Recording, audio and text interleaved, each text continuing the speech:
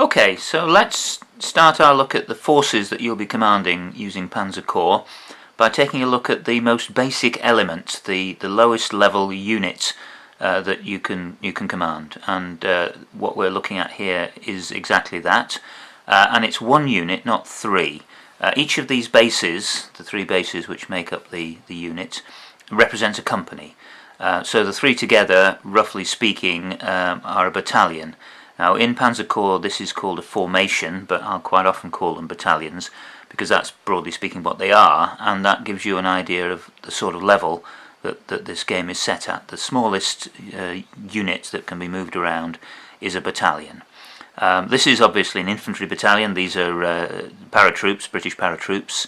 There are different sorts of battalion. Those could be three tank companies, armoured fighting vehicles. It could be three artillery batteries, three armoured car companies for a recon recon battalion, and so on. There's about 11 different types of formation, and apart from one oddball, which is a hospital unit, which is a single large base, they're all made up of three companies. But the important point to grasp is that those three companies, they cannot operate independently. You can't take one of these companies and order it to go off and do something on its own. The three stick together as a single core of the battalion, and the type of company defines the type of battalion. So this is an infantry battalion.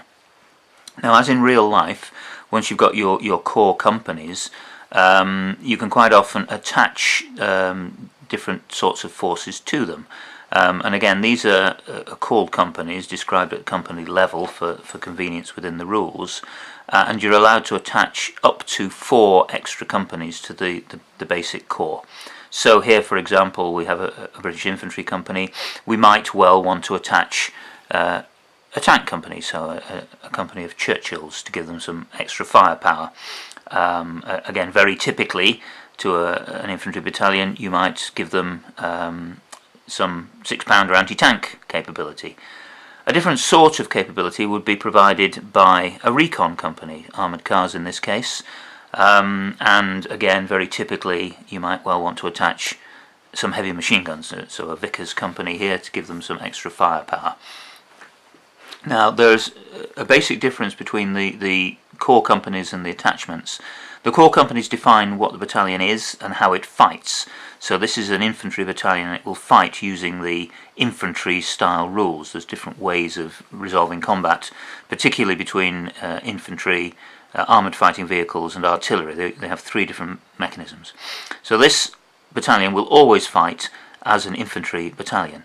The attached companies effectively give them additional capabilities or pluses to the fire dice. So for example, the Churchill company there will give them a +2, because of the size of its gun, a +2 to their fire die, so basically increasing their firepower. The anti-tank company will give them a plus to their fire die if they are fighting against armour. So it's a particular plus against armour. The heavy machine guns will give, again, a plus, I think +2, and the difference between heavy and light machine gun attachments is that the heavies have got longer ranges. The recon company there is a different sort of benefit. That doesn't give them anything to the firepower, but it does add to their ability to spot the enemy at a distance, so they are more likely to acquire a target. I might just need to correct myself, there may be a plus to the firepower as well. It'll be a lesser plus than the one for the Churchills, because those are smaller guns on the armoured cars. So, as I say, the important thing to grasp here is that the type of battalion is defined by the core companies. The attachments basically give you pluses or additional capabilities, and they can also be shuffled around. That's another important thing to recognise. The 3 core companies, as the name suggests, they are the core, they don't change. The attachments, they're normally allocated before the battle starts as part of the admin process at the beginning, but they can in fact be changed.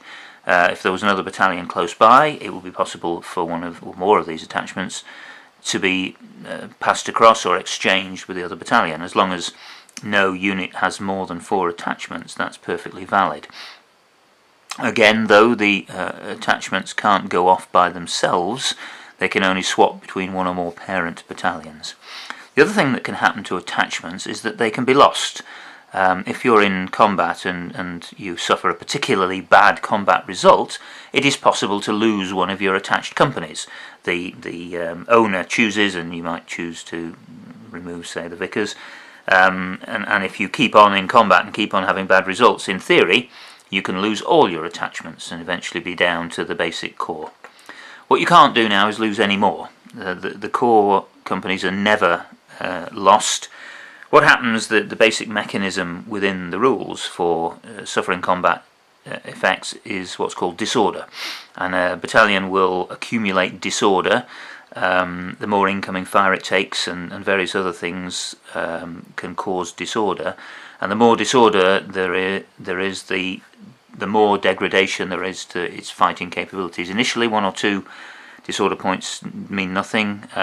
Once it goes beyond that, you start to lose capabilities. Firstly, you lose some pluses, and later you lose the ability to attack.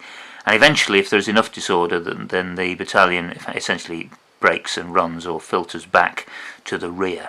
Ideally, if you're managing your forces well, you have replaced it in the line before that happens, but in theory it can. What doesn't happen is that you lose companies or an entire battalion entirely to incoming fire. In some very exceptional circumstances, if you are surrounded and suffer a lot of disorder, it is possible to be forced to surrender, in which case the battalion is removed from the board. But apart from that, the worst that can happen is that your battalion panics and has to retreat, disappear from the board. If that happens, and if you happen to be fighting a multi-day battle, which is a possibility in these rules, then you can regroup and reorder the battalion. You can even give it some attachments if you have any to spare, and feed it back into the line the next day with some, if not all, of its fighting power restored. So again, that's an example of the sort of level of battle that we're talking about here. That exactly the sort of thing that you read about in accounts of large battles. It was extremely rare for a formation of this size to be wiped out entirely by combat effects, but what did happen was that they steadily lost their fighting ability and their will to stand in the line, until eventually they either broke or had to be replaced. So the core companies, as I say, are never lost, but they do suffer ill effects until eventually they may have to move out of the line. Something else important about the companies, let me put 2 or 3 attachments back just for illustration. As the general, you may be a brigadier or that sort of officer commanding the entire force, the whole army, you do not need to concern yourself at all with the deployment or use of the individual pieces of this battalion. It is assumed that the battalion has a competent commander, probably a lieutenant colonel, that sort of level, and it's his job to organise the forces, the companies and the men within his command in order to best carry out the mission that you've given him. So you've told him to go and deploy next to that wood, defend that sector or attack that town, and it's his job to use his battalion and his forces to the best of his ability to achieve that objective. So you do not need to position the individual companies within the battalion. Another rule set in which you move battalions around, spearhead, in that rule set, you as the tabletop general have to concern yourself with the precise placing, in fact, of platoons. The placing and orientation of those can be very important. In Panzer Corps, it is assumed that that's done for you, and the only thing you need to do in game terms is position your battalion where you want it. It's assumed that all fire and so on happens from the centre of the centre company, and the facing is in the direction of the face of that company. You can put the other companies, the other attachments, where you like. Normally you just tuck them away behind, because, as I say, it's assumed that the battalion commander is deploying them to the best of his ability to carry out his mission, and their combat effects are built into the pluses or the other capabilities, as I mentioned earlier, in the combat tables. Other thing that I might just mention again is that you don't have any control over those companies, so you as the commanding general can't suddenly say, well, I'd like those anti-tank guns to fire across the battlefield at some Germans that are annoying a different battalion. That's not how it works in this, and indeed that's not how it would work in real life. The battalion commander has these forces under his command. He's going to use them for his own purposes, and nobody is going to send them gallivanting off around the battlefield on their own. Okay, a couple of other little points. One of them is as I mentioned, there are different sorts of battalion, and let's just illustrate this with an armoured fighting vehicle battalion. In this case, a German one, Panzer 38Ts, these are. This, again, a typical basic battalion. One thing that scenario writers quite often do is give you a mixed battalion. So in this case, instead of 3 38Ts, we're going to have a Panzer II company as well as the other 2 38Ts. Now, in game terms, this is exactly the same as 3 Panzer 38Ts.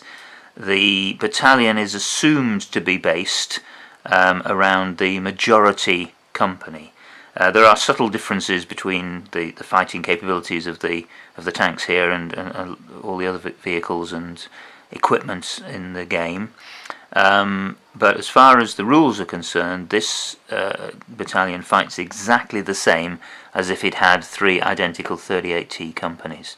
You might well ask in that case, well, why bother? Why have the capability of having a different company? And the answer is that when a scenario writer is looking to recreate a real battle, they may well find that the actual troop mix, the tanks and vehicles that were used, were actually like that there were that many of the various different types of tank. And this is the way the rules mechanism is used to cope with it. At this level of abstraction, that is good enough. The other question that might obviously raise itself is, well, what happens if you've got 3 different companies? The answer is I don't know, to be accurate. It has never risen in any of the scenarios I have seen, and it's not mentioned in the rules. But the probability is that you would choose. But as I say, in all the scenarios I've seen created, I've never seen one which had 3 different types of company. Okay, so that's the basics of the lowest level element. As I say, it's called a formation within the rules, but I think of it as a battalion, and in these videos I will quite often refer to it as a battalion. And the key takeaways are that formations are formed of 3 core companies which move and fight together, which are never eliminated, but which may have attachments of different types, which give them extra capabilities and which may be traded or lost in combat, but the core companies which define the battalion and what it does are never lost and stick together as a single unit.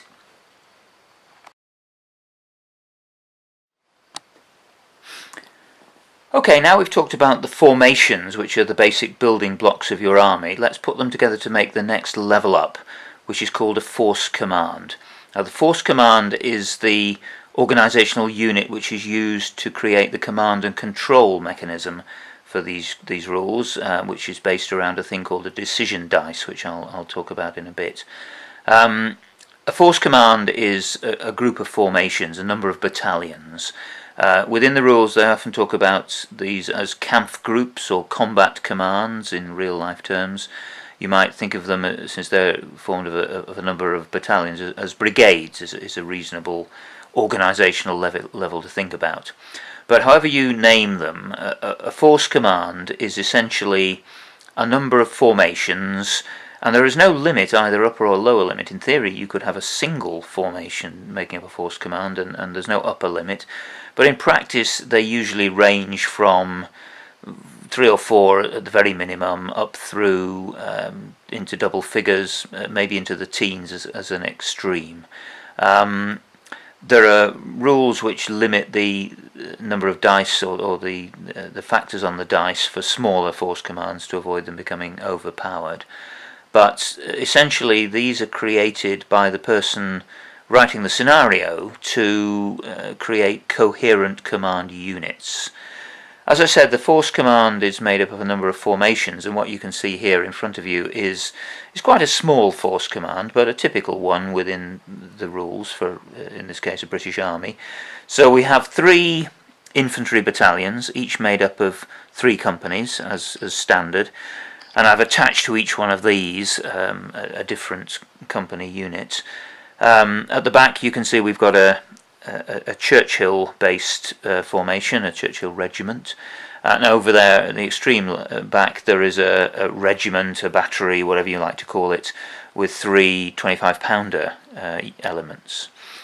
At the front are 2 slightly different items. These are not part of the formations as such. In the very front is the formation command element. This is I've modelled it as a group of officers around a carrier with hiding behind a fallen tree. I like to make the command elements a little bit of a diorama. And the other item there is a truck representing a supply column. The supply rules involve these supply elements moving around the table, resupplying elements which have used up their ammunition in fighting. So it's really a token. It moves independently. It breaks the rules about all the elements having 3 sub-elements, 3 companies, but the supply column can be broken up into individual trucks which will move around the battlefield. So this is a force command. It's led by the officer at the front there. That element, if you like, the command company, can be attached to any of the battalions.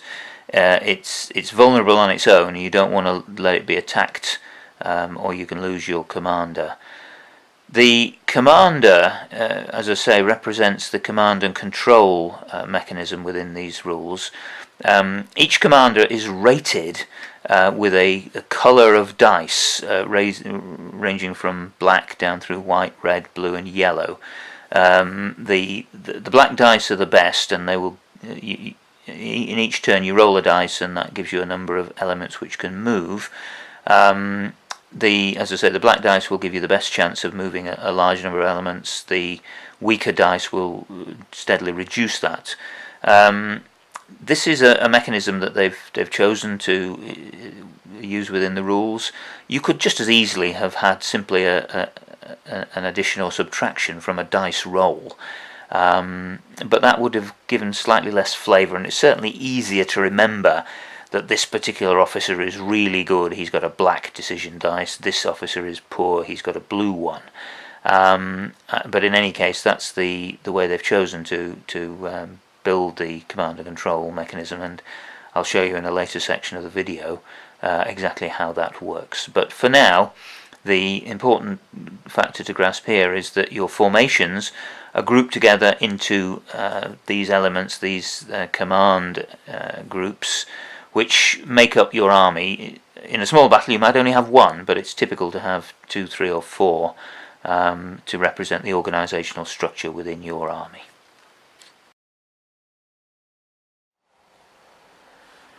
Having talked about force commands, this is a good point to introduce another one of the rules mechanisms which these rules use to differentiate between the quality of different armies and different forces, and that is a concept called decorated leaders. And the idea is that these represent the experienced people, the officers who have seen it before, have been in battle, have fought and won hopefully, but certainly learned and received decorations for their successes. And they can be used in 2 different ways. So the way a scenario writer will influence the quality of a particular force is by giving it a certain number of decorated leaders, and those are assigned at the force command level. And one of the decisions you have to make as a general is how to allocate those decorated leaders within your force command. And there are essentially 2 different things that they can do. One of them is to be assigned to the headquarters. So they are this represents experienced staff officers, people who are good at organising a large fighting force, bringing battalions together, getting the logistics right, getting the orders out in the right way, and so on. Staff officers, essentially. And each decorated leader who is assigned to the headquarters represents a +1 on the decision die that I talked about a moment ago. So if you add 2 or 3 decorated leaders to support the leader of that force command, then they will get extra points on the decision die and therefore more effective command and control. The other thing you can do with your decorated leaders is assign them to individual formations, to individual battalions. And the effect they have there is that they automatically remove disorder at the end of each turn. Disorder, as I've mentioned before, is the mechanism whereby formations progressively lose fighting effectiveness as a result of incoming fire and various other factors. Disorder makes a battalion fight more poorly, and at the end of each turn you can rally off a little bit of disorder. You get 1 automatically if you don't move, you get 1 automatically if you're regular, and so on. And a decorated leader assigned to a battalion will automatically rally off 1 point of disorder each turn. So you can assign your decorated leaders to the individual fighting units, and in this case they represent not staff officers at headquarters, but officers who are good at rallying the men, sorting out individual platoons and problems within a fighting company, and generally speaking getting the men organised, ready to fight again. So the decision you have to make as the overall commander is whether you're going to assign your decorated leaders to make command and control more effective, or whether you're going to assign them down at a lower level to make the individual battalions more resilient, more capable of taking incoming fire and still fighting on. Obviously one tends to make compromises and judgments there depending on what you're expecting your individual units to be doing, but it is quite a subtle mechanism which allows the scenario writer to adjust the strength of a particular formation without changing the number of units or fighting vehicles within it, and it gives you as the overall commander some interesting choices to make even before the battle starts. Okay, now that we've seen the how you make the formations, which are the basic building blocks of your army, and then the force commands, which are the brigades or combat commands where command and control works, let's go right to the top and see how you put together a force, the entire army which you'll be fighting in a scenario. Now I've said elsewhere that these rule sets are essentially scenario based. There are campaign rules whereby you can fight a series of linked battles generated by the rules, but almost all battles that I've fought using these rules, and I think that's true most generally, are based on scenarios which the rules authors or other people spend a lot of time and a lot of effort putting together, usually based on real battles. And what we're looking at here are a couple of pages from the Epsom scenario. Epsom was a campaign, a battle fought near Caen, Normandy in 1944. And these 2 pages represent the Allied forces which fought that battle, which attacked the Germans. On the left-hand page, right at the top, you can see a couple of artillery regiments which are available as off-board artillery. That's what OBA stands for. So those 2 artillery regiments, you quite likely won't even need to model those, because they won't appear on table. If you want to, you can pop them on a little side table just for show, but those will be used during the artillery bombardment phase in each turn. Moving on down then to the force proper, so we're talking here about part of the 15th Infantry Division, under Major General Macmillan, who is Class E Quality E General, so not great.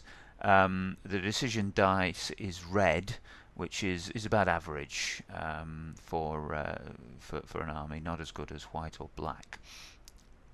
At the divisional level, you've got the basic HQ stand and a supply column, which will be used, probably broken up into 3 individual wagons, to go around the battlefield resupplying formations which have run out of ammo. You'll also see there is a recce regiment at divisional level, Humber armour cars, with a couple of decorated leaders, which will make it resilient. That asset can be assigned to any of the brigades within the army as the general decide.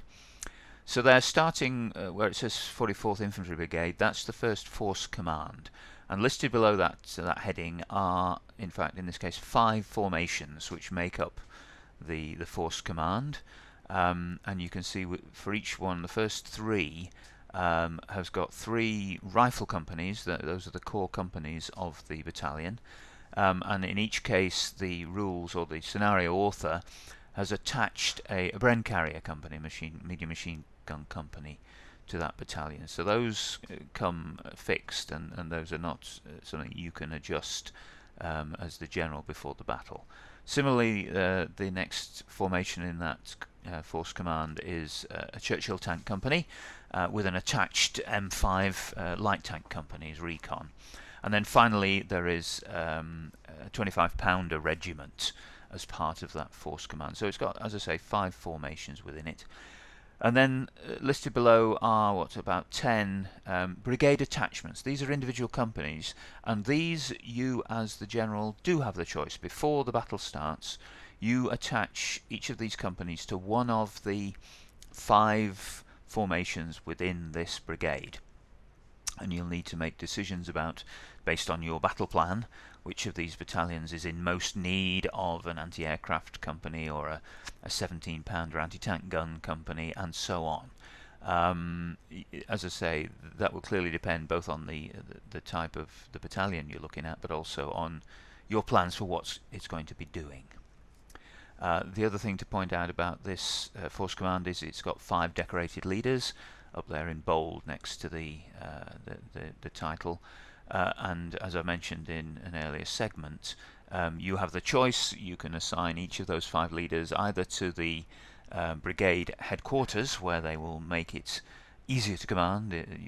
You'll get more chance of getting more of your formations to move each turn, or you can assign them to individual battalions, which will make them more resilient. They will be able to rally off disorder more easily if they take it from incoming fire. And clearly, again, that's going to be a decision you're going to want to make based on what you're expecting those battalions to have to do. Okay, so below that you then have the next force command, which is the 46th Highland Brigade. This has 6 decorated leaders. Again, it's got 5 formations, 3 infantry battalions, a tank regiment, and a 25-pounder regiment. And again, it's got brigade attachments listed there, and again you will have the choice of which of your battalions, which of your formations will get each of those attachments. Worth mentioning that those are not arbitrarily invented. The scenario designer will have spent quite a bit of time and effort. These people do a lot of work to create these scenarios, going through the history, the orders of battle for Operation Epsom, and determining that, yeah, the 46th Brigade did have an attached Achilles tank destroyer company, a company of Churchill Crocodile flame tanks, and so on. So you, as the general, have the choice of which of your companies, which of your battalions gets each of those attachments. And again, that will clearly depend on what you're expecting to do with it. Obviously, for example, the Sherman Mine Clearing Company will be attached to a battalion you're expecting to have to attack through a minefield. Over on the second page is the 3rd Combat Command, the 3rd Force Command. This time it's got 6 formations, and as you can see, this is a somewhat different mix. It's got 4 tank battalions, tank regiments, just one infantry battalion and one self-propelled artillery regiment. So this is clearly a much more mobile force, and in fact, if I recall correctly, this one comes in as a reinforcement during the battle. Again, it's got some attachments which will be historically based, but and again, as you can see, they are more appropriate to a much more mobile combat command. There's a bit of air support. I mentioned that in the air rules, but suffice it to say here that that gives you an opportunity to get a couple of ground attack squadrons coming in and beating up the Germans in somewhat similar to artillery. The last thing to point out is quite extensive notes. Again, the scenario designers will have spent quite a bit of time working on how the battle went, what the situation was, for example, with the ground, how the various different combat commands came onto the battlefield or started, when they started, and for reinforcements when they're likely to arrive and where. So the notes there on the second half of that second page give you quite a bit of information about how the brigades are organised, and it says there they are separate force commands, if that wasn't already clear. And as it says there, the 15th Recce Regiment can be assigned to either of those brigades, and that second bullet point does indeed mention the fact that the Armoured Brigade arrives as a reinforcement. So the important things to take from this are that in a typical Panzer Corps battle, you will be given a historical mix of forces, which someone has done quite a bit of work to translate into Panzer Corps activities and elements. The strengths of the division in terms of its command and control, in terms of its experience, in terms of its likelihood of obeying orders and so on, will be reflected in decisions that the scenario designer has made about the number of decorated leaders to assign, the decision die or dice, sometimes there'll be different dice for different combat commands, the quality of the general, and also the quality of the troops. As you can see, they've identified most of the troops here are regulars, but they have said that those armoured cars in the Recce Regiment are veterans, as indeed are the artillery at group level. So you as the general have a certain amount of flexibility, particularly in terms of how you assign your attachments, but the makeup of your force is essentially given to you, as of course was the case with the general in real life. So this isn't a game where you dream up an army list and do the usual min-maxing to get the best possible mix of forces to fit the rules. This is a rule set where you have to face the same sort of challenges that the real life generals had to, and you are given a set of forces which you need to command to the best of your ability to achieve the objectives that you've been given.